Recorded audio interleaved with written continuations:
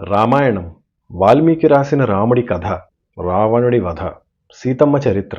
మనిషిగా పుట్టిన విష్ణువు 10 తలల చెడుని చంపటానికి, విలువలేని మానవుడి కీర్తి పతాకం తిరిగి ఎగరవేయటానికి వచ్చిన అవతార కథ. కష్టాల బాటలో అడుగడుగున ఎన్ని అడ్డంకులొచ్చినా ధర్మం తప్పకుండా కూడా గెలవచ్చు అని బతికి చూపిన మనిషి కథ. అలాంటి రామాయణంలోని 24,000 శ్లోకాలలో ఎన్నో అద్భుతమైన విలువైన ఆణిముత్యాలున్నాయి. కొన్ని మీ మనస్తత్వానికి అద్దం పడతాయి, కొన్ని జీవితానికి ఉత్సాహాన్ని ఇస్తాయి, కొన్ని మీరు ప్రపంచాన్ని చూసే కోణాన్నే మార్చేస్తాయి. ఇవాల్టి ఎపిసోడ్లో అలాంటి 5 శ్లోకాల గురించి, ఇవాల్టి జీవితం అనే యుద్ధాన్ని గెలవటానికి అవి ఎంత పనికొస్తాయో వివరంగా చెప్పుకుందాం. ముఖ్యంగా ఆఖరి 2 మాత్రం తప్పక వినండి. అవి నిజంగా మీ జీవితం మీద మీకున్న దృక్పథాన్ని, పర్స్పెక్టివ్ని మార్చేసే వాటిలా ఉంటాయి. Welcome to gossip tree. మనం చెప్పుకునే మొదటి శ్లోకం అయోధ్యకాండలోనిది. శోకం గురించి. అది బాధకి పై స్థాయిలోని భావన. ఏదన్నా పోగొట్టుకున్నప్పుడు దిగులు పడి, బాధపడి, బెంగ పెట్టుకోవటాన్ని శోకం అంటారు. శోకో నాశయతే ధైర్యం, శోకో నాశయతే శృతం, శోకో నాశయతే సర్వం, నాస్తి శోకసమో రిపుః. ఇది కౌసల్యాదేవి, రాముడి తల్లి, దశరథునితో అన్న మాట. ఆవిడ పరిస్థితి గురించి ఆవిడే చెప్తూ అంది మాటలు. శోకో నాశయతే ధైర్యం, శోకం వల్ల ముందు ధైర్యం పోతుంది. శోకో నాశయతే శృతం, ఆ శోకం వల్ల తర్వాత బుద్ధి నశిస్తుంది, శృతం పోతుంది. శోకో నాశయతే సర్వం, ఒకదాని వెనక ఒకటి అన్నీ పోతాయి. నాస్తి శోకసమో రిపుః, శోకాన్ని మించిన శత్రువు లేదు. కష్టం లేని మనిషి ఉండడు, బాధ కలగని మనసు ఉండదు. కానీ ఆ బాధ శోకంగా మారితే ఎలాంటి పరిస్థితుల్లోకి మనిషి వెళ్ళిపోతాడో చెప్తోంది. బాధలో నిర్ణయాలు తీసుకునే వాళ్ళకి, బాధ కలిగి కోపంలో మాట్లాడే వాళ్ళకి తెలియకుండానే ఎంత ప్రమాదంలోకి వెళ్ళిపోతున్నారో చెప్పే శ్లోకం ఇది. రాముడు అడవికి వెళ్ళిపోయాక తల్లి కౌసల్య విపరీతమైన శోకాన్ని పొందుతుంది. పొంది రాజు దశరథుని దగ్గరికి వెళ్తుంది. ఓ దశరథ మహారాజా, అయిపోయింది, వెళ్ళిపోయారు. రాముడు, అతనితో సీత, వెంట లక్ష్మణుడు, ముగ్గురు వెళ్ళిపోయారు. ఈ లోకమంతా నీవు కేవలం చాలా ధర్మాత్ముడివనే కాదు, ప్రజల పట్ల దయాళువని, సున్నితమైన మనసుతో తండ్రిలాంటి ప్రేమ చూపిస్తావన్న పేరుంది. కానీ ప్రజలని తండ్రిలా చూసే నువ్వు సొంత కొడుకునిలా చేసేశావు. నిన్ను నమ్మి జనక మహారాజు ఇంటికి పిల్లనిచ్చాడు. ఆ సీత ఏం పాపం చేసుకుంది? మహాసుకుమారి, వినయానికి పెట్టింది పేరు. ఆమె కూడా భర్త వెనకనే వెళ్ళిపోయిందిగా. ఆ అడవుల్లో ఎక్కడ పడుకుంటుందనుకున్నావు? ఎలాంటి సుఖాలు అనుభవించి వచ్చిన తల్లి ఆ పిచ్చిది. ఈ ఇంట్లో అడుగుపెట్టిన పాపానికి ఎన్ని కష్టాలు. ఎలాంటి ఆహారం తీసుకునే అలవాటున్నది, అడవుల్లో ఏం తింటుందనుకుంటున్నావు? యవ్వనంలో ఉండి అన్ని సుఖాలకి అర్హత ఉన్న ఆ సీతకి ఎలాంటి గతి పట్టిందో నీ వల్ల. నా రాముణ్ణి వీడి ఉండలేక వెళ్ళిపోయింది. ఎలా ఉంటుంది? వాడు రాముడు, నా రాముడయ్యా. వాణ్ణి ఒక్కసారి చూసిన వాడు ఇష్టపడకుండా ఉంటాడా? మాట్లాడిన వాడు మనసులో నుండి తీసేయగలడా? అన్ని సుగుణాలున్నవాడు. నువ్వేమనుకుంటున్నావు? 14 ఏళ్ల శిక్ష వేసి అదొక్కటే నీ తప్పనుకుంటున్నావా? 14 ఏళ్ల తర్వాత రాముడొచ్చి రాజ్యం చేస్తాడనుకుంటున్నావా? ఒక పెద్ద పులి మరొక మృగం తిన్న ఆహారం ముట్టదు. భరతుడు ఒక్కసారి ఆ సింహాసనం మీద కూర్చుంటే ఇక రాముడు మళ్ళీ వచ్చి గద్దెనెక్కడు. అయిపోయిందిగా. ఒక్క నిర్ణయంతో అన్నీ కూల్చేశావు. వాడు ఎందుకు వెళ్ళిపోయాడో తెలుసా? నీదేదో గొప్ప నిర్ణయం అని కాదు, నీ శాసనానికి భయపడి కాదు, కేవలం తండ్రివన్న గౌరవంతో. నిన్ను చంపో లేక బంధించి చెరసాల్లో పెట్టో సింహాసనం తీసుకోవడం పెద్ద పని కాదు. ఆపేవాడు ఎవ్వడూ లేడు. సూర్యచంద్రులు, గ్రహాలతో సహా సమస్త దేవతల సమూహం వచ్చినా బెదరడు నా కొడుకు. వాడు నీ మాటకి కదిలిపోయాడు. నీ మీద వాడు పెంచుకున్న ప్రేమకి, తండ్రి అన్న పిలుపుకి వాడిచ్చిన విలువది. నీ పాదాల దగ్గర జీవితాన్ని వదిలేసి వెళ్ళిపోయాడు. ధర్మాత్ముడు, సమర్థుడు, మంచివాడు అయిన పెద్ద కొడుకుని నీ భార్య పిచ్చి కోరికలకు వదిలేశావే. ఇది సనాతన ధర్మమా? గొప్ప ధర్మాత్ముడు అన్న పేరు కదా, చెప్పు. ఒక స్త్రీకి మొదటి సుఖం భర్త వల్లయ్యా, రెండవది కొడుకు వల్ల, మూడవది జ్ఞాతుల వల్ల. నాకు మొదటి సుఖం ఏనాడూ లేదు. నన్ను నువ్వు ఎప్పుడూ పట్టించుకోలేదు. ఏళ్ల తరబడి నువ్వు వస్తావని నా గదిలో చూస్తూ ఉండిపోయాను. కనీసం నా కొడుకుని చూసుకుని సంతోషంగా ఉన్నాను. కళ్ళ నిండా నింపుకుని బతికాను. కన్న కొడుకు అమ్మా అమ్మా అని చుట్టూ తిరుగుతూ సేవలు చేస్తుంటే ఏ తల్లికి మనసు నిండిపోదు? నాకు లేని సుఖం నాకు దక్కని ఆనందం, నేను పొందని విలువ వాడు పొందితే అందులో మునిగి అన్నీ మర్చిపోదాం అనుకున్నానే, అది లేకుండా చేసావు కదా. నాకన్నా ఆ కైక మీదే ప్రేమ చూపించేవాడు నా కొడుకు. తనే ఇలా చేసింది. పాముకెంత ప్రేమ చూపించినా కాటేయదా? నాకేంటి? ఈ రాష్ట్రమే నాశనం అయిపోయింది. ఇష్టం వచ్చినట్లు చేసిన రాజుగా నువ్వు తీరని కష్టాన్ని తెచ్చావు. ఇక్ష్వాకు వంశంలో ఇలా ఎందుకు జరిగింది? నీ బలహీనత వల్ల. ప్రజల మనసు విరిగిపోయింది. మంత్రులకు విలువ లేకుండా పోయి వాళ్ల మాట వినలేదు. కేవలం నీ కుమారుడు భరతుడు, భార్య కైకేయి వాళ్లేగా ముఖ్యం. ఇది నీ చరిత్ర కాబోతోంది మహారాజా, సంతోషించు. నానా మాటలు అంది. రామాయణం చదవండి, ఏమో అసలు మనసంతా అదోలా అయిపోతుంది. మనసంటూ ఉంటే. మనసులో విషమంతా కక్కిందా? తర్వాత దశరథ మహారాజు ఆవిడ కాళ్ల మీద పడిపోయాడు. అప్పటిదాకా ఆయనే ఒక 10 సార్లు మూర్ఛపోయి లేచి ఏడ్చి ఏడ్చి ఉన్నాడు. పెద్దాయన కదా. తనని కైకేయి వంచించి ఇరకాటంలో పెట్టి వరాలు కోరింది. ఏడుస్తూ ఇచ్చాడు. కౌసల్య ఏనాడు ఆయన్ని ఇలా మాట్లాడలా. సో ఎక్స్పెక్ట్ చేయలేదు ఆయన. నువ్వు కూడా నన్ను ఇలా అంటున్నావా కౌసల్య? నువ్వు ఒక్కదానివన్న జాలి చూపిస్తావు అనుకున్నాను. నా పరిస్థితి తెలీదా నీకు? నా మనసులో ఏముందో తెలీదా నీకు? దయచేసి అలా అనకు. నన్ను క్షమించమని ఏడ్చి పడిపోయి నేల మీద తల తాకించి అడిగాడు. దాంతో ఆవిడ బ్రేక్ అయిపోయింది. నిజానికి ఆవిడ చాలా మంచిది, కానీ జరిగిన దానికి అలాంటి బాధ వచ్చింది ఆవిడికి. ఎన్ని కష్టాలు మనసులో దాచుకుందో అన్నీ కక్కేసింది. అంతే కదా, ఎంత మంచివాడికన్నా ఒక బ్రేకింగ్ పాయింట్ ఉంటుంది. అప్పుడు ఆ కోపంలో అలా ఇలా ఉండదు. ఒక వెధవ వాడు చెడ్డవాడని తెలిసినవాడు ఏం చేసినా సర్లే వాడంతే అనుకుంటాం. కానీ ఎప్పుడూ అలా ఉండని వాడు సడన్గా కోపం చూపిస్తే అది చాలా తీవ్రంగా ఉంటుంది. అగ్నిపర్వతం బద్దలైనట్లుంటుంది. ఆయన ఎప్పుడైతే అలా అన్నాడో, దశరథ మహారాజు ఎప్పుడైతే నన్ను క్షమించు కౌసల్య అని కాళ్ళు పట్టుకున్నంత పని చేశాడో, వెంటనే మళ్ళీ జాలిపడి ఆవిడ సారీ చెప్పింది. ఏదో పట్టరాని బాధలో అన్నాను, మీరు అలా నేల మీద పడిపోయి చచ్చ నేను చచ్చిపోయినా తప్పులేదు, అంత తప్పు అయిపోయింది, లేవండి లేవండి అని లేవదీసింది. మనసు మారిపోయింది. ఏదో ఇంకా బాధలో అనేసింది. అలా తీసి పైకి లేపి అప్పుడు చెప్పింది ఈ మాట. పట్టరాని శోకం పట్టినప్పుడు మనసు అదుపులో ఉండదు. బుద్ధి నష్టాన్నే చూపిస్తుంది. పోగొట్టుకున్నది మాత్రమే కనిపిస్తుంది. ఇక ఆశకి విలువ లేదని, ప్రయత్నం పనికిరాదని అనిపిస్తుంది. నువ్వేం చేసినా వేస్ట్ అయిపోయింది, అంతా అయిపోయింది అంటుంది. దాంతో చీకటి తప్పేం కనబడదు. సమస్య ఏంటంటే దానివల్ల ముందున్న ధైర్యం పోతుంది. మహాభారతం యక్ష ప్రశ్నల్లో ఒక ప్రశ్న అడుగుతుంది, చివరి క్షణం దాకా మనతో ఉండేది ఏది అని. ధర్మరాజు గారు ధైర్యం అని సమాధానం ఇస్తాడు. రేసులో ఉన్న, జీవితంలో ఆపద వచ్చిన, కష్టంలో ఉన్న, సమస్య లాంటిది వచ్చిన బయటపడాలంటే ముందు బుర్ర పని చేయాలి. ఆ పని చేయాలంటే ముందు ధైర్యం కావాలి. ధైర్యం అంటే గొడవకెళ్ళే ఊపు కాదు, కొండెక్కి దూకే ఉత్సాహము కాదు. నువ్వు అనుకున్నది అనుకున్నట్లు ఒక స్టేబుల్ మైండ్తో చేయగలగటం, అది ధైర్యం. స్టేబుల్ మైండ్ ఉండాలి. ఆ ధైర్యం శోకం వల్ల పోతుంది. మనసు నీ కంట్రోల్లో ఎంతో కొంత ఉండాలి. నీ మాట వినాలి. సరే ఊరుకో ఒక నిమిషం అంటే ఆగాలి. శోకం వల్ల you give up that. Once you give up, శృతం పోతుంది అంది. అంటే నీ నాలెడ్జ్, విజ్డమ్, అప్పటిదాకా నీకు జీవితం గురించి కానీ ఆ విషయం గురించి కానీ తెలిసినది ఎంత ఉన్నా లాజిక్ పోతుంది. అర్థం పర్థం లేకుండా మాట్లాడతాం. అరే అసలు అలా ఎందుకు అవుతుంది అని అడిగినా ఏమో ఇది అవలేదా, అది అయిపోతుంది అని మనసు అంటుంది.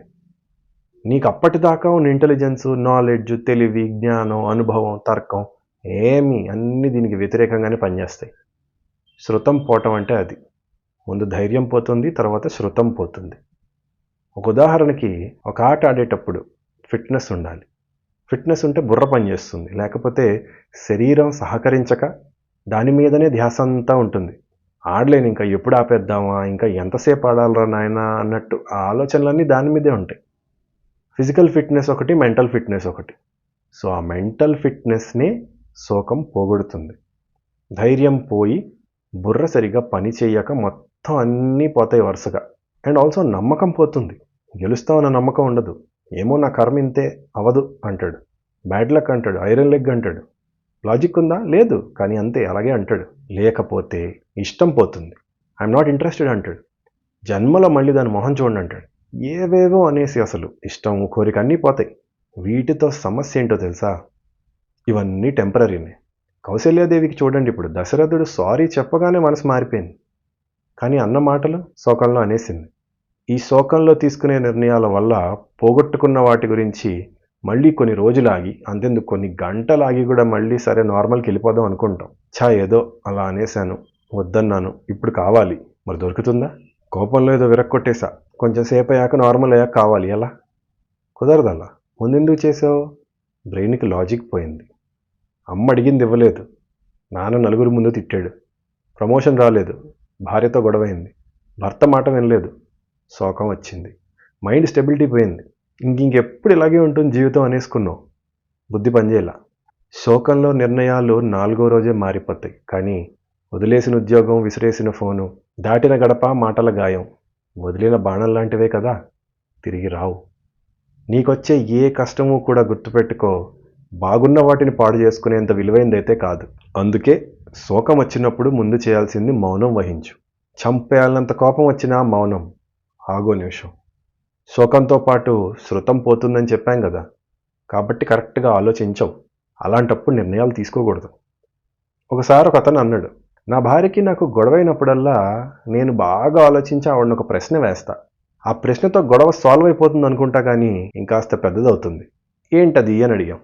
కోపం వచ్చినప్పుడు కూర్చోపెట్టి, నీ కోపం వెనుక కారణం ఏంటో ఒకసారి ఆలోచించి అంటాడట. లాజికల్గా అసలు కోపం రావటం అవసరమా లేదా అని అడుగుతాడట. ఏదో సైకాలజీ పుస్తకం చదివి అలా చేశాడు. నవ్వొచ్చింది.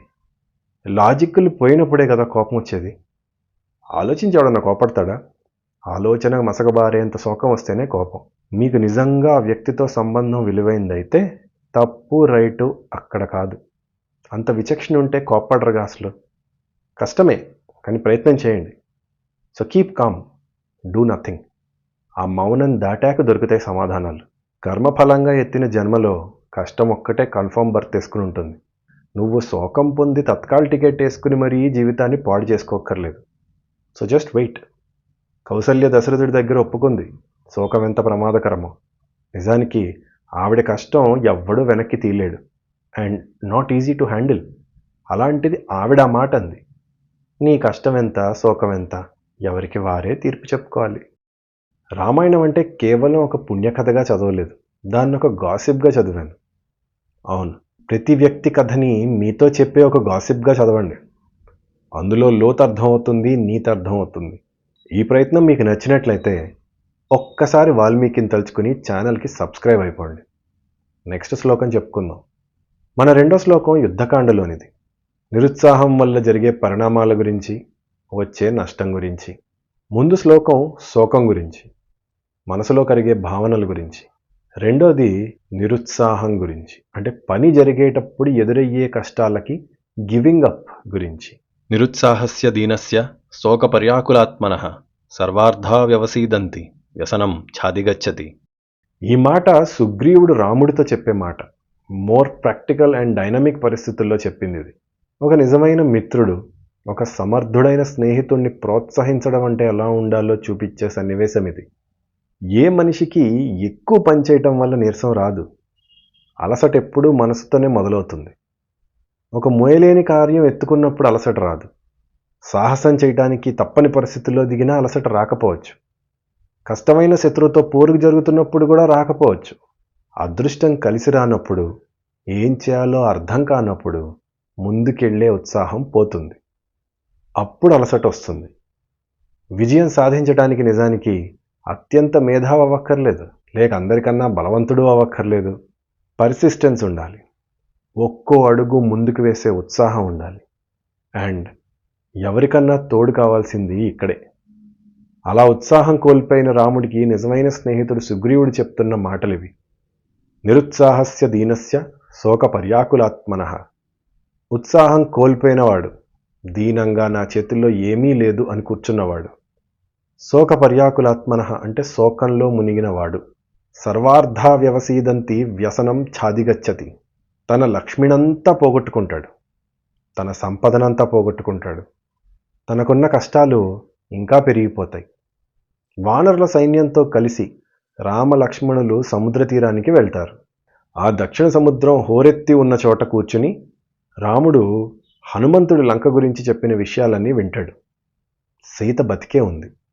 రాముడికి మళ్ళీ ఊపిరాడినంత పనైంది. కానీ ఆ సముద్రాన్ని ఇంత సైన్యం ఎలా దాటేది? కోట్లలో ఉంది ఆ సైన్యం. బలమైన సముద్రం. ఓడ వెళ్లే దారి కాదది. పదునైన రాళ్లతో నిండి ఉన్న సముద్రం. ఆ లోతుకి ఎంత పెద్ద నావా, ఎలాంటి పరికరాలు కావాలి? కుదరని పని. సమయం ఎక్కువ లేదు. 14 ఏళ్ళు పూర్తి వస్తున్నాయి. రావణుడు సీతకి 2 నెలలు గడువిచ్చాడు. ఒప్పుకోలేకపోతే చంపేస్తానని. సీతరాముడికి 1 నెలయే గడువిచ్చింది. ఆ విషయాన్ని హనుమంతుడికి చెప్పి పంపింది. ఈ లోపల వెళ్ళి ఆవిడ్ని తేవాలి. ఇటుపక్క 14 ఏళ్ళు దాటితే భరతుడు అగ్నిప్రవేశం చేసేస్తా అన్నాడు. ఏం చేయాలి? అది రాముడి సైన్యం కాదు, సుగ్రీవుడి సైన్యం. కేవలం నోటి మాటకి రాజాజ్ఞగా వచ్చారు. ఏం చేయాలి? హనుమంతుడంటే ఎగరగలడు, మిగతా సైన్యం ఎలా? ఆ ఆలోచనలతో అన్నీ సంకెళ్ళు వేసినట్టుంటే రాముడు నిరాశపడి కూర్చున్నాడు. అప్పుడు సుగ్రీవుడు, రామా, ఏంటిది? కష్టం వచ్చిందని నిరాశపడిపోయినావా?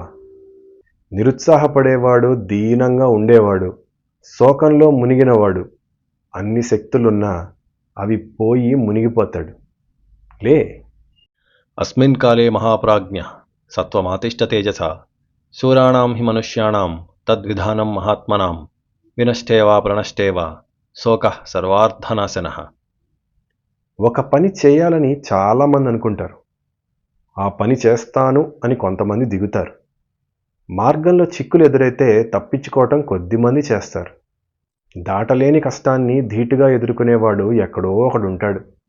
ఆ ఒక్కడే ఒక సగటు వ్యక్తికి, సమర్థుడికి తేడా చూపిస్తాడు. ఒక మామూలు మనిషికి, ఒక హీరోకి అక్కడే తేడా. కష్టం వచ్చినప్పుడు ఎలా ప్రవర్తించాడన్నదే లెక్క. అన్నీ బాగున్నప్పుడు అందరూ హీరోలే. ఎవడికి ఎలాంటి బలం ఉందో యుద్ధంలోనేగా తెలిసేది. అందులోన మన వారికి ఏదన్నా అయినప్పుడు, దెబ్బ తగిలినప్పుడు, కనిపించకుండా పోయినప్పుడు, పడిపోయినప్పుడు మనసుకి ఆ శోకం అంటుతుంది. అలాంటప్పుడే మనిషి కృంగిపోతాడు. అప్పుడే బలంగా నిలబడాలి. అదే వీరుల లక్షణం అన్నాడు సుగ్రీవుడు. రాముడు మహావీరుడు. ఎలాంటి సమస్యకి జంకనివాడు. కానీ ఎంతైనా మనిషిగా ఉన్నాడు. సమాధానం లేని సమస్యకి తల వంచి కూర్చుంటే భుజం మీద చెయ్యి వేసి ఈ మాటలు చెప్పిన స్నేహితుడు. ఇలాంటి స్నేహితుడుంటే ఎందుకు గెలవడు రాముడు? నిజానికి సుగ్రీవుడు, అమ్మయ్య, అవునులే రామా, కష్టంలే, పద వెనక్కి పోదాం అని లోపలనుకుని రాముణ్ణి నిరుత్సాహపరచచ్చు. అది ఇవాల్టి భాషలో దాన్ని తెలివి అంటారు. కానీ పాపం మూర్ఖుడు కదా సుగ్రీవుడు, ముందుకి తోశాడు.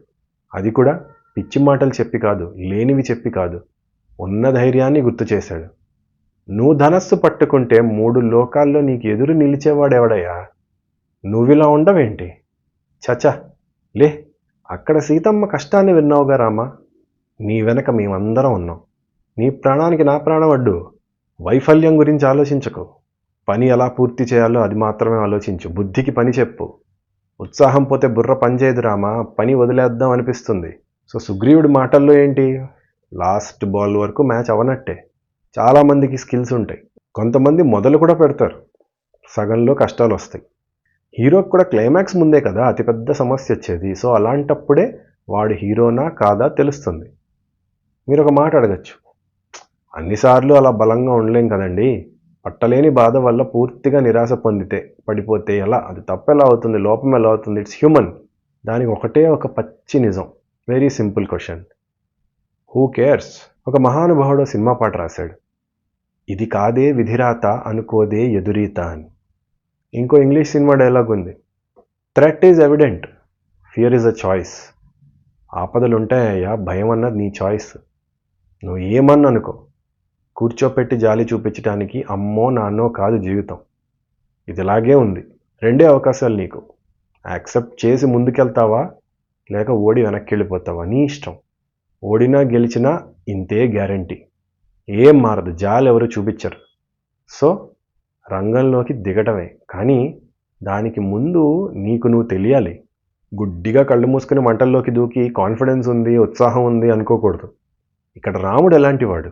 అందుకని సుగ్రీవుడు ఇలా అన్నాడు, నీ సామర్థ్యం నీకు తెలిస్తే ఛాలెంజెస్ తీసుకోగలవు, వెనక్కి తగ్గకో. నువ్వు చేసేది తప్పు కానప్పుడు కష్టాలు వచ్చినా నిరుత్సాహపడకూడదు. ఎక్కడో ఒకడికి స్మూత్గా ఏ గోల లేకుండా అయిపోతుంది. కష్టాలు వచ్చి చితకబాదేయటమే కామన్. సో ఎంత శోకానికి ఎంత నిరాశ పొందుతావో, ఎంత నీరసాన్ని దాటి ఎంత యుద్ధం చేస్తావో, హీరోవో సగటు మనిషివో ఎవరికి వారే సాక్షి. మన 3వ శ్లోకం నాకు తెలిసి చాలామందికి తెలియదు. అసలు ఇది రామాయణంలో ఉందని కూడా చాలామందికి తెలియకపోవచ్చు, కొంతమందికి తెలిసి ఉండొచ్చు. ఎందుకో ఇది సినిమాల్లో కానీ సీరియళ్ళలో కానీ మరీ పెద్దగా చూపించలేదు, అక్కడక్కడ చూపించారు. కానీ నిజానికి ఈ సన్నివేశం అర్థమైతే రామకథ అర్థమైనట్టే. సో ఇలాంటి అద్భుతమైన విషయాలు చెప్పుకుంటున్న మన ఛానల్ని మీకు నచ్చినట్లయితే వీలైనంత మందికి తప్పక చూపించండి, వినిపించండి. ఈ 3వ శ్లోకం అరణ్యకాండలోని మాట. ఒక మనిషి తనకి జరిగే వాటికి ఎవరిని బాధ్యుణ్ణి చేస్తాడు, ఎవరి మీద నింద వేస్తాడు, ఎలాంటి కష్టానికి దురదృష్టానికి కారణాన్ని ఎక్కడ వెతుక్కోవాలో చెప్పే మాట ఇది. ఇది నిజానికి ఒక శ్లోకం కాదు, ఇది ఒక ఇన్సిడెంట్, ఒక పూర్తి ఇన్సిడెంట్గా చదివితే కానీ కరెక్ట్గా అర్థం కాదు. ఇంపార్టెంట్ శ్లోకం అనుకున్నాం కాబట్టి ఇలా ఒక్కటి చెప్పుకుంటున్నాం, కానీ ఇది ఒక పూర్తి ఎపిసోడ్. అదృష్ట గుణదోషాణం మధ్రువాణాం తు కర్మణాం నా అంతరేణ క్రియాం తేషాం ఫలమిష్టం ప్రవర్తతే. శోకం గురించి విన్నాం, నిరుత్సాహం గురించి విన్నాం. ఈ రెండు బాధ కలిగినప్పుడు అనుభవించేవి. కానీ ఆ బాధ దాటాక పరిస్థితి ఏంటి? ఆ స్థితి దాటాక క్రోధం వస్తుంది. క్రోధం అంటే ఆ క్రోధం అగ్ని లాంటిది, దేన్నో ఒక దాన్ని కాల్చేయాలి కదా. దేన్ని కాల్చేయాలి? ఏది మాడిపోతే మనసుకి శాంతి కలుగుతుంది? కోర్స్ అందరూ చెప్తారు నీ కోపానికి నువ్వే కాలిపోతావని. నిజమేలే, ఆ తర్వాత మనం కాలిపోతాం. కానీ ముందు బయట వాటిని దేన్నో దాన్ని నాశనం చేస్తాం కదా, దాని గురించి మాట్లాడుతున్నాం. దేనికి బాధ్యత ఇస్తాం ఆర్ ఇవ్వాలి? చాలాసార్లు కంటికి కనిపించని శత్రువుతో ఉంటుంది కోపం. అదే దురదృష్టం. నీకు కారణం తెలియదు ఆర్ తెలిసిన కారణాన్ని నువ్వేమీ చేయలేవు, కానీ క్రోధం ఉంది. సో ఏం చేయాలి? చూపించగలిగిన సోర్స్ని ఎత్తుక్కుంటావు. నువ్వు ఎవరి మీద కోపం చూపించగలవో ఆ చూపించగలిగేవాడిని ఎత్తుక్కొని ఇలాంటి బలహీనతతో పగ తీర్చుకుంటావు. చేయొచ్చలా, కానీ దానివల్ల శాంతి ఏమి రాదు. ఎందుకంటే నువ్వు ఆర్పేసేది నిజమైన శత్రువుని కాదు కదా, నువ్వు ఎంచుకున్న శత్రువుని. ఈ సంభాషణ మొత్తం రామాయణం గురించి మీరు ఆలోచించే విధానం, రాముడి గురించి మీరు చూసే లెక్క అన్నీ మార్చేస్తుంది. సెపరేట్గా దీన్ని ఒక ఎపిసోడ్లో చెప్దాం అనుకుంటే తప్ప కామెంట్లో చెప్పండి, వివరంగా చెప్పుకుందాం. సీన్ ఏంటంటే సీతమ్మని రావణాసురుడు ఎత్తుకెళ్ళిపోతాడు. రామలక్ష్మణులు ఎంత వెతికినా దొరకదు. వెతికి వెతికి తీవ్రవాదిలా అయిపోతాడు రాముడు, మతి చెడిపోయి ఒక ఉన్మాదిలాగా. అలా ఉన్న రాముడిలో భయంకరమైన మార్పోటి కనిపించడం మొదలవుతుంది. జీవితంలో పడిన కష్టాలన్నీ, తనకి జరిగిన అన్యాయాలన్నీ గుర్తొస్తాయి. అప్పటిదాకా చాలా ఓపెన్ మైండ్తో తీసుకున్న రాముడు సడన్గా కొంచెం మనలా మాట్లాడతాడు. ప్రతిదీ కోపం తెప్పించడం మొదలవుతుంది. వెతుక్కుని మరీ చిన్న పెద్ద అన్నిటికీ ఒకటే, అసలు నాకు పనికిరాని, నాకు నచ్చని, నాకు సాయం చేయని ఈ లోకాన్ని కాల్చేస్తా మొత్తం. ఇది రాముడి మాట. ఈ లోకం ఏంటి, అసలు 3 లోకాలు తగలబెట్టేస్తానంటాడు. అగ్నిపర్వతం మీద మూత సీత, ఆవిడ లేదు. శ్రీరాముడు కేవలం రాముడిగా ఆగ్రహిస్తే తట్టుకోవడం ఎవ్వరి తరం కాదు. ఆ రోజు అలా అయిపోయాడు. అప్పుడు పక్కనున్న లక్ష్మణుడు బోధ చేశాడు, తప్పని చెప్పాడు. చెప్పాను కదా, రామాయణంలో పెద్దగా మాట్లాడుకోనిది, చాలా ఎక్కువగా మాట్లాడుకోవాల్సిన ఎపిసోడ్స్లో ఇదొకటి. అదృష్ట గుణదోషాణం మధ్రువాణాం తు కర్మణాం నా అంతరేణ క్రియాం తేషాం ఫలమిష్టం ప్రవర్తతే. అన్నయ్య, అసలు ఒక పని మంచిదా చెడ్డదా, దేనివల్ల జరిగింది అని చెప్పటం కుదురుతుందా? కుదరదు. కర్మకి కారణాలు వెతకూడదన్నయ్య. ఇంతకుముందు ఏదో చేసినందుకు జరిగి ఉండొచ్చు, లేదా ఇదే కొత్తగా జరుగుతూ ఉండొచ్చు. మనకి మంచి జరిగినప్పుడు ఆలోచించం, కానీ చెడు జరిగినప్పుడు ఇది నాకే ఎందుకు జరిగింది అనుకుంటాం. అన్నిసార్లు సమాధానం దొరకదు. ఒక పని జరగటానికి ఎన్నో శక్తులు, ఎన్నో విషయాలు కలిపి పనిచేస్తుంటాయి. మనకి పని చేయడం మాత్రమే తెలుసు, ఎందుకంటే చేసే కర్మ కంటికి కనిపిస్తుంది. కానీ దాని వెనక అదృష్టంగా ఉన్న దాని గుణాలు, దోషాలు తెలియవు కదా. తెలియకుండా అలాంటప్పుడు ప్రయత్నం చేయటమే తప్ప వాటి గురించి ఆలోచన వల్ల ఏం లాభం? రాముడు సీతను ఎత్తుకెళ్ళటానికి కారణంగా సృష్టిలో ప్రతిదాన్ని చూస్తున్నాడు. ఎందుకు? ఎవరి మీద కోపం చూపించాలో తెలియక. నిజానికి రాముడు ఆ మాత్రం విచక్షణ లేనివాడా? కానే కాదు. 14 ఏళ్ళు అడవులకు పొమ్మని కైకమ్మంటే ఇదే లక్ష్మణుడు కోపంతో ఊగిపోయాడు అయోధ్యలో. చంపేస్తాను అందరినీ అన్నాడు. అప్పుడు ఇలాంటి క్రోధంతో గీత దాటేందుకు సిద్ధపడ్డ లక్ష్మణుడికి రాముడు నచ్చచెప్పాడు. లక్ష్మణ, విధి అని ఉంటుంది, తలరాత అని ఉంటుంది, కాలం ఉంటుంది. దానికి అందరం దాసులమేనయా.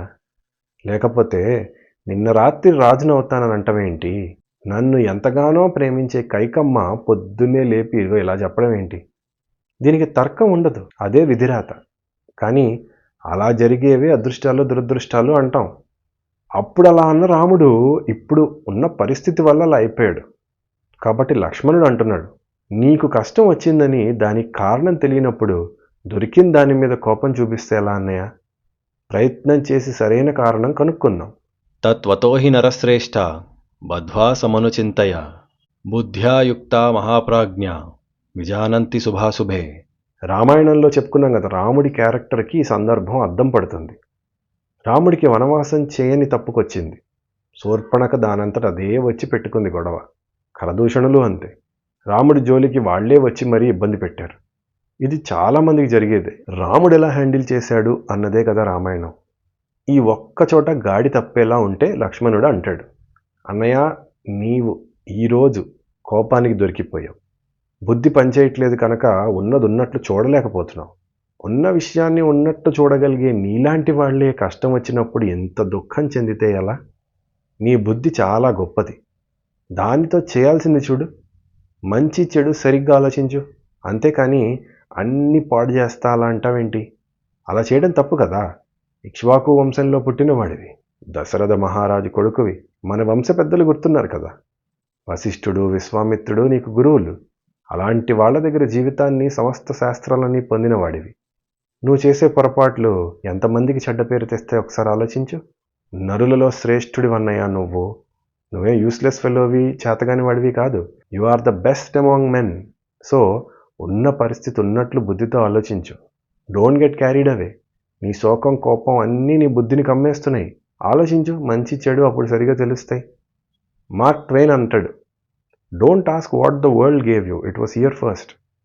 ఎంత పెద్దదైనా, ఎంత చిన్నదైనా నీ కష్టం నీదే.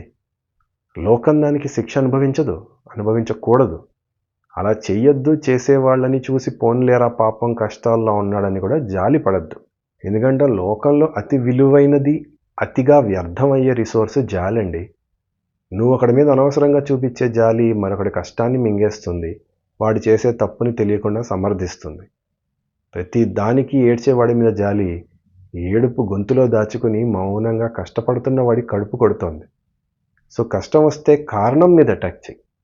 నీ జీవితం నాశనం అయిందని అందరూ ఏడవాలన్నట్టు అనుకోకు.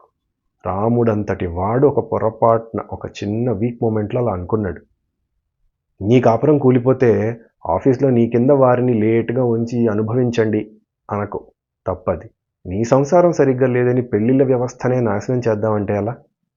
అన్ని రంగాల్లో వాళ్ళకొచ్చిన కష్టాన్ని వాళ్ళ స్కిల్స్తో, ఇన్ఫ్లుయెన్స్తో అందరికీ పంచి, అందరు ఏడుస్తుంటే చూసి అమ్మయ్య ఇప్పుడు అందరం ఏడుస్తున్నాం, అందరం ఒకే లెవెల్లో ఉన్నాము అని అలా అనుకునే వాళ్ళకి ఈ శ్లోకం ఒక సందేశాన్ని ఇస్తుంది. అంత శోకంలో కూడా ఆయన లక్ష్మణుడు తప్పని చెప్తే విన్నాడు.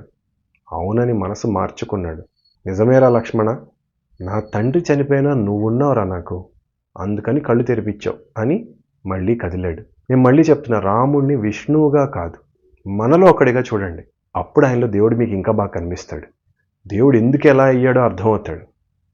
సరైన కారణాలకు కాకుండా దేన్నో వెతుక్కుని కోపం చూపించటం మనకి మాత్రమే తెలిసే విషయం. ఎవరికి వారే సాక్షి. మన ఆఖరి 2 శ్లోకాలు ఇంకా చాలా సంతృప్తిని ఇచ్చేవాటిలో ఉంటాయి, ఎక్కువ సాటిస్ఫాక్షన్ ఇస్తాయి. మొదటి 3 మంచివాడికి బలం పెంచేవైతే మిగతా 2 చెడ్డవాడికి బుద్ధి చెప్పేవి. నిజానికి మొదటి 3 కన్నా ఈ 2 శ్లోకాలు వెంటనే మనకు అర్థమవుతాయి. ఈ రెండిట్లో మొదటిది అరణ్యకాండలోనిది. సులభ పురుషారాజన్ సతతం ప్రియవాదినః అప్రియస్య తు పద్యస్య వక్త శ్రోతా చ దుర్లభః. జీవితంలో కాస్తో కోస్తో ఎదుగుదాం అనుకునే ప్రతి వాడికి పనికొచ్చే మాట ఇది. మోస్ట్ ఆఫ్ ద టైమ్స్, చాలాసార్లు బయట వాళ్ళకన్నా మన కాళ్ళకి మనమే అడ్డం వేసుకుంటాం. ఎదిగే క్రమంలో మనకి మనమే తప్పులు చేస్తాం. అది కొన్నిసార్లు తెలియక చేసిన పొరపాట్లు, కొన్నిసార్లు తెలిసి చేసేవి. ఈ రెండో కేటగిరీలో ఏ రంగంలో అయినా సరే కాస్త పైకి వెళ్ళిన వాళ్ళు ఎక్కువ చేస్తుంటారు ఈ పని. కాస్త పవర్, కాస్త బలం చేతికి రాగానే చాలామంది చేసే పనుల్లో ఇది ఉంటుంది. ఈ శ్లోకం ఇంటెన్సిటీ అర్థం అవ్వాలంటే ఇది వచ్చిన సందర్భం తెలియాలి ముందు. రావణుడికి శూర్పణఖ రాముడి గురించి చాడీలు చెప్పింది. ఎలా చెప్పింది? 1, వాడు మన వాళ్ళని కారణం లేకుండా చంపేశాడని. 2, వాడి దగ్గర లక్ష్మి ఉంది, సీత. అసలు అలాంటి అందం, ఆకర్షణ ఎక్కడ ఉండదు ప్రపంచంలో. సో వాడి ఈగోకి, వాడిలోని రేపిస్ట్కి కావాల్సినంత ఊపినిచ్చింది. రేపిస్టే కనిపించిన ఆడవాళ్ళనల్లా లాక్కుని వచ్చి బలం ఉంది కదా అని చరసాల్లో పెట్టి రేప్ చేసి ఇష్టం వచ్చినట్టు అనుభవించేవాడు రేపిస్ట్ కాక ఏంటి? ఇక్కడ ఒక చిన్న పాయింట్ రావణాసుడి గురించి. బికాజ్ చాలామంది గొప్ప గొప్ప యాక్టర్స్ చేయడం వల్ల, చాలా వాటిల్లో చాలా గొప్పగా చూపించడం వల్ల గ్రే క్యారెక్టర్. రావణాసుడు గ్రే క్యారెక్టర్ ఏం కాదు. వాల్మీకి రాసిన రామాయణం ప్రకారం వాడొక వెధవ. Is a dark character. 1. 2, అందరూ అంటారు, అరే రావణాసుడిని చేసినా కూడా ఆయన చాలా గొప్ప పరిపాలకుడు, ఆయన గొప్ప శివభక్తుడు, ఆయనకు మ్యూజిక్ వచ్చు. కరెక్టే, ఎగ్జాక్ట్లీ. ఆ కథ మీరు అర్థం చేసుకునే పద్ధతి మార్చాలి. కాస్త ముందుది వెనకది ముందు పెట్టాలి.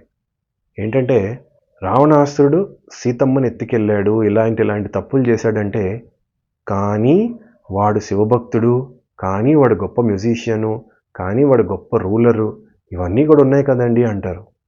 నో, ముందుది వెనకది ముందు పెట్టు. అవును, రావణాసుడు శివభక్తుడే. అవును, రావణాసుడు గొప్ప రూలరే. అవును, రావణాసుడు బ్రహ్మకి తపస్సులు చేసి వరాలు పొందాడు. ఇవన్నీ ఉన్నా కూడా చేయని పని చేస్తే అడ్డంగా దొరికిపోయి చచ్చిపోయాడు. అంత రావణాసుడు, ఇన్ని గొప్ప క్వాలిటీస్ ఉన్న రావణాసుడికే ఆ బతుకు. నీకై లేవు, మరి చూసుకో నువ్వు చేసే తప్పులకి ఎలాంటి శిక్షలు పడతాయో. అది స్టోరీ. ఈ స్టోరీ చదివేది నువ్వు రావణాసుడు మంచోడో చెడ్డోడో చూడడం కాదు. అంత రావణాసురుడే దిక్కులేని చావు చచ్చాడు, నీ పరిస్థితి ఏంటో చూసుకో. సరే, శ్లోకం దగ్గరికి వెళ్తే, ఈ రావణాసురుడు శూర్పణఖ చెప్పిన మాటలు విని వాడికున్న సమాచారాన్ని బట్టి ఆ ఏరియాలో ఉండే మారీచుడి దగ్గరికి వెళ్ళాడు. వెళ్ళి ఎవడో రాముడట, అది ఇది అని వాడి ప్లాన్ అంతా చెప్పాడు. మారీచుడికి రాముడితో గతం ఉంది కదా, సో అప్పుడైన గొడవ చెప్పాడు.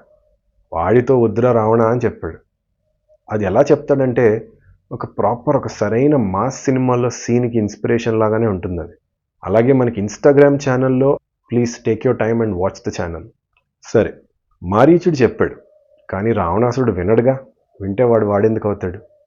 రాముడు ఇంట్లో నుండి గెంటేస్తే ఇక్కడికి వచ్చాడు, అడవులు బట్టి తిరుగుతున్నాడు అని చాలా తేలిగ్గా సత్యానికి ఆమడ దూరంలో ఉండి మాట్లాడాడు. అప్పుడు మారీచుడు మొట్టికాయలు వేసి మరీ మెల్లగా దగ్గరికి తెచ్చి విషయం చెప్పాడు. రే రావణ, ఒక్కడు చెప్తా విను. నువ్వు ఏది విని ఏది తెలుసుకునేలా మాట్లాడుతున్నావో నాకు తెలియదు, కానీ సోది చెప్పకు. నీకొక్క విషయం చెప్తా విను. నీకు ఇష్టంగా నచ్చినట్లు మాట్లాడేవాళ్ళు ఎక్కడన్నా దొరుకుతారు, కానీ నచ్చకపోయినా నిజం చెప్పి నీకు మంచి మాటలు చెప్పేవాళ్ళు చాలా అరుదుగా ఉంటారు. ఇంతకు ముందు శ్లోకంలో మనం చెప్పుకున్న 3rd దాంట్లో లక్ష్మణుడి మాట రాముడు పాత్రకి ఎలా అద్దం పడుతుందో, ఈ మారీచుడి మాట రావణుడి పాత్రకు అలా అద్దం పడుతుంది. ఎందుకంటే రావణుడి పాత్ర, అతని స్వభావం చాలా మటుకు ఈ మాటల బౌండరీస్లోనే ఉంటుంది, ఈ మాటలకి తగ్గట్లే ఉంటుంది. మాట వినకనే రావణుడు పడిపోయాడు. సింపుల్గా చెప్పాలంటే రావణాసుడు గొప్ప తపస్సు చేశాడు, చాలా గొప్ప ఐశ్వర్యాన్ని పొందాడు, చాలా పైకి వెళ్ళాడు జీవితంలో. ఫలితం ఏంటి? ఇష్టం వచ్చినట్లు చేసే అవకాశం వచ్చింది, ఇష్టం వచ్చినట్లు చేశాడు. గీత దాటి చుట్టూ ఉన్నవాళ్ళు న్యాచురల్గా అతనితో అవసరం ఉన్నవాళ్ళు ఉంటారు. అతనంటే భయం ఉన్నవాళ్ళు, అతనంటే ప్రేమ ఉన్నవాళ్ళు ఉంటారు మహా అయితే. అవసరం అంటే ఏంటి? బలమైన వాడంటే అందరికి ఇష్టమే కదా. ఆ బలం డబ్బు వల్ల అవ్వచ్చు, పలుకుబడి వల్ల అవ్వచ్చు, సామర్థ్యం వల్ల అవ్వచ్చు, అదృష్టం కూడా అవ్వచ్చు. మంచితనం ఒక్కటే బలంగా పనికిరాదు. సో అలాంటి బలం ఉన్నవాడితో అందరికి అవసరాలు ఉంటాయి, అవసరం కోసం చుట్టూ చేరతారు. కాబట్టి వాడు ఏం చెప్పినా బాగుంది, కరెక్ట్, నిజమే, భలే అంటారు. లేక వాడంటే భయం ఉంటుంది, వాడికి ఎదురు చెప్తే ఏదోటి చేసేస్తాడు మనకెందుకు, ఎవడికి లేని దురద మనకెందుకు, ఎవడికన్నా చెప్తే చెప్పుకుంటాడు, ఆడి కర్మ మనకెందుకని ఊరుకుంటారు. లేక ప్రేమ ఉంటుంది. దుర్యోధనుడి మీద ప్రేమలాగా. వెధవకి నువ్వు వెధవ్విరా అని అర్థమయ్యేలా చెప్పటానికి ప్రేమ పనికిరావాలి కానీ, నా వెధవ వెధవైనా నాకు వెధవ కాదు అని ప్రేమించడానికి కాదుగా. అర్థమైందా? మళ్ళీ చెప్తా. వెధవకి నువ్వు వెధవ్విరా అని అర్థమయ్యేలా చెప్పటానికి నీ ప్రేమ పనికిరావాలి. అంతేకాని నా వెధవ వెధవైనా నాకు వెధవ కాదు అని ప్రేమించడానికి కాదు. సో ఈ 3 కేటగిరీ వాళ్ళు, అంటే అవసరము, భయము, ప్రేమ, ఈ 3 రకాల వాళ్ళు కూడా రావణాసురుడితో ఆరు ఎవరైనా పైనున్న వాడితో చాలా మంచిగా ఉంటారు. మంచిగుండి వాడికి ఇష్టమైనవే మాట్లాడతారు. అవే విని కళ్ళు నెత్తికెక్కి నాశనం అయిపోతాడు. మారీచుడు అదే అన్నాడు. నీ కళ్ళు నెత్తికెక్కినేరా బాబు, వాళ్ళకేం లేదు, నిన్ను వదిలి మరొకటి దగ్గరికి పోతారు ఏమన్నైతే, లేక నీతో ఉండి నిన్ను నమ్ముకొని నీకన్నా ముందు పోతారు. కానీ కర్తవ్యం తెలిసిన వాళ్ళు, బాధ్యత ఎరిగిన ప్రేమ ఉన్నవాళ్ళు నీ వల్ల చనిపోతారు. సో నువ్వు తప్పులు తొక్కుతున్నప్పుడు నీకు మంచి చెప్పేవాళ్ళు చాలా అరుదుగా దొరుకుతారు. మీకు ఈ పాటికి అర్థమై ఉంటుంది. ఇది చెప్పేవాడి గురించి కాదు, వినేవాడి గురించి లైఫ్ లెసన్. సో ఇది సబ్జెక్ట్ రావణాసుడు. మిమ్మల్ని మీరు రావణాసుడి పొజిషన్లో ఊహించుకోండి. ఒక స్థాయికి వెళ్ళినాక మీరు ఎలాంటి జాగ్రత్తలు తీసుకోవాలో చెప్తున్నాడు మారీచుడు. చూడండి, ఎప్పుడూ కూడా మీకు మంచి చెప్పేవాడు, మిమ్మల్ని సరిగ్గా నడిపించే ప్రయత్నం చేసేవాడు ఒక్కడన్నా ఉండాలి. నిజమైన స్నేహం అది. అందుకే కదా దుర్యోధన కర్ణులు విఫలమైన స్నేహంగా చూస్తాం మనం. కృష్ణార్జునులది నిజమైన సఫలమైన స్నేహం. అలా ఉండాలంటారు. ఎందుకు? వాళ్ళు 1+1 అయ్యారు, మల్టిప్లై ఆర్ అడిషన్ అయ్యారు. సబ్ట్రాక్షన్ డివిజన్లు అవ్వలేదు, తగ్గలేదు, పెరిగారు. అందులో ఒక స్థాయి దాటి పైకి వెళ్ళాక మనకి మంచి చెప్పేవాళ్ళు ఎవ్వరు ఉండరు. ఒకవేళ ఉన్నా మన కళ్ళు నెత్తి మీద ఉండి మనం వాళ్ళని చూడం, అలా మాట చెవికెక్కదు. మారీచుడు అదే అన్నాడు. రావణుడు తర్వాత అదే చేస్తాడు. ఇందాక అనుకున్నాం కదా, రావణాసుడి పాత్ర ఏదైతుందో ఇప్పటి నుంచి అదే చేస్తాడు. విభీషణుడు చెప్తాడు, అన్నా వద్దన్నా అని. వినడు, పొమ్మంటాడు, గెంటేస్తాడు. చివరికి 6 నెలలకోసారి లేచే కుంభకర్ణుడు కూడా చెప్తాడు, సీతనిచ్చే ఈ సింపుల్ యుద్ధం దేనికి అసలు అంటాడు. సో మారీచుడు కరెక్ట్గా రావణుడి స్వభావం బట్టి పర్ఫెక్ట్ 1 లైనర్ ఇచ్చాడు. నువ్వు కరెక్ట్ అని ఉంటుంది నీకు. మరి అంత పైకి వెళ్ళావు కదా, నువ్వు కరెక్టే అనుకుంటావు, ఇష్టం వచ్చినట్లు చేస్తావు. పదవి వస్తుంది, పవర్ వస్తుంది, ఇష్టం వచ్చినట్లు చేస్తావు. డబ్బు వస్తుంది, హోదా వస్తుంది, నాకేంట్రా అంటావు. చూసుకో మిత్రమా, నిన్ను వాడుకుని అవసరాలు తీర్చుకుని నీ వెనక్కెళ్ళి నువ్వు ఎప్పుడు పడిపోతే నవ్వుదామా అని చూస్తారు జనం. అది మారీచుడి మాట. ఎవడెలాంటి వాడో ఎవరికి వారే సాక్షులు. మన ఆఖరి శ్లోకం మీరు ఊహించని వ్యక్తి చెప్పేది. ఇందాక చెప్పుకున్నట్లు ఇది కూడా రావణుడికి చెప్పే మాటే, రావణుడికి బుద్ధి చెప్పేదే. చపలస్య తు కృత్యేషు ప్రసమీక్షాధికం బలం ఛిద్రమన్యే ప్రపద్యంతే క్రౌంచస్య ఖమివ ద్విజాః. మిగతావన్నా కొన్ని అక్కడక్కడ అన్న వినుంటారు. రామాయణంలోని ఈ శ్లోకం మాత్రం ఎవ్వరు వినుండ్రు.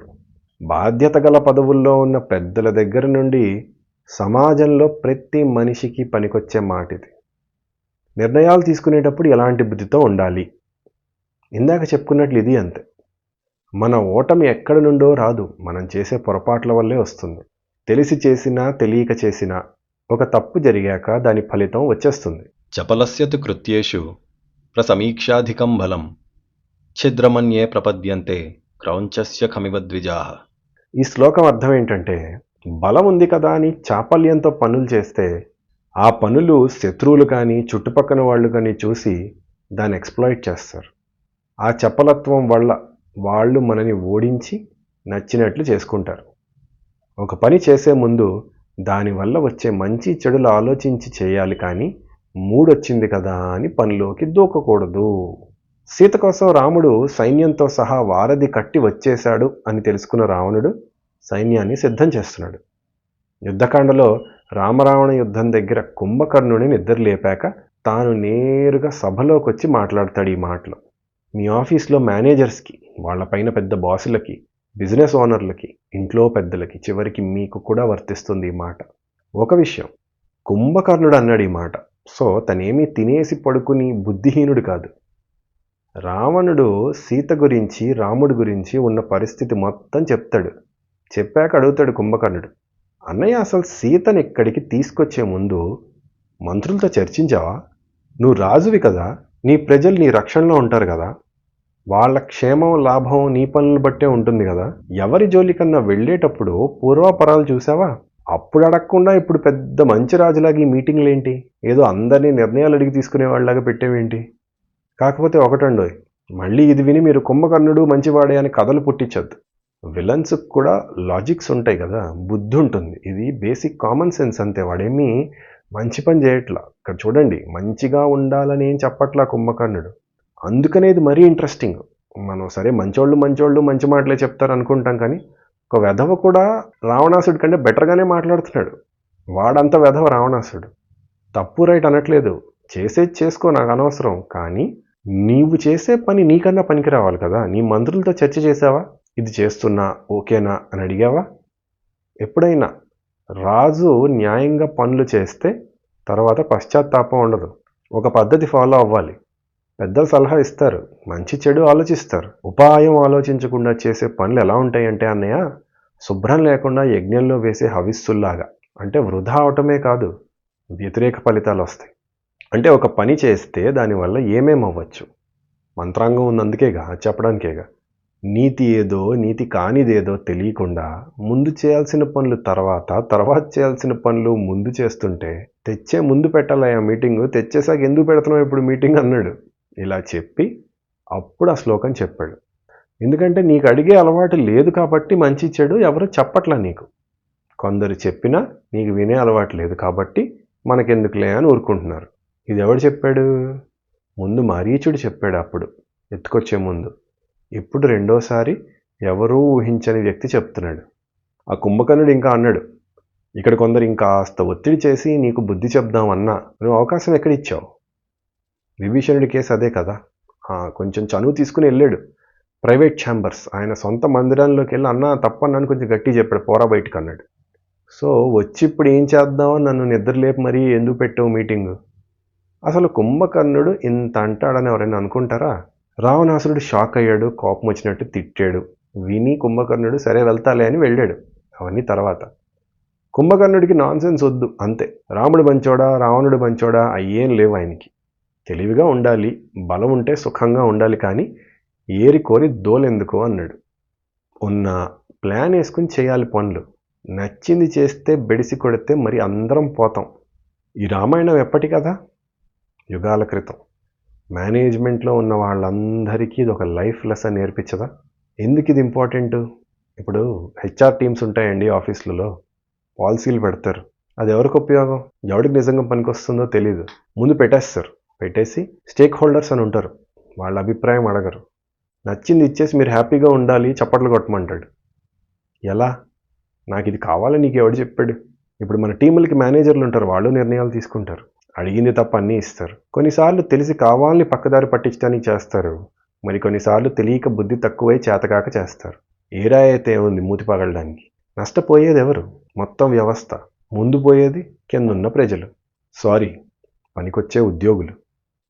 ఇంకా నిజాయితీగా పనిచేసే వాళ్ళు నష్టపోతుంటే ఏ వ్యవస్థ బాగుపడుతుంది? రాజకీయ నాయకులు ఉంటారు, అధికారులు, వాళ్ళు అంతే కదా. ఎవడి కోసమో ఏదో నచ్చింది చేసేస్తారు, ఫ్రీగా ఇచ్చేస్తారు, ఈసారికి ఓటు వచ్చేస్తుందని గెలిచేస్తామని. తర్వాత ఏంటి? మొత్తం వ్యవస్థ అలాగే ఉంది. సమాజానికి తీరని గాయం ఒక్కొక్కళ్ళు చేసుకుంటూ పోతున్నాం. దీనికి ముందు వెనక అంటే ఏం లేదు. బాగున్నవాడు బాగానే ఉంటాడు, నాశనం అయిపోయినవాడి పరిస్థితి ఏంటి? వ్యాపారాల్లో కూడా అంతే కదా. ఇళ్లలో తెలియకుండా డిస్కస్ చేయకుండా ఏదో ఒక పెద్ద ఇన్వెస్ట్మెంట్, పెద్ద ఖర్చు చేస్తారు, అది గల్లంత అయిపోతుంది, దివాళా. నీవెంత రెస్పాన్సిబుల్ పొజిషన్లో, ఎంత నాయకత్వ స్థాయిలో ఉంటే అంత జాగ్రత్తగా ఉండాలి. అది ఒకటి. శ్లోకంలో రెండో భాగం చూడండి.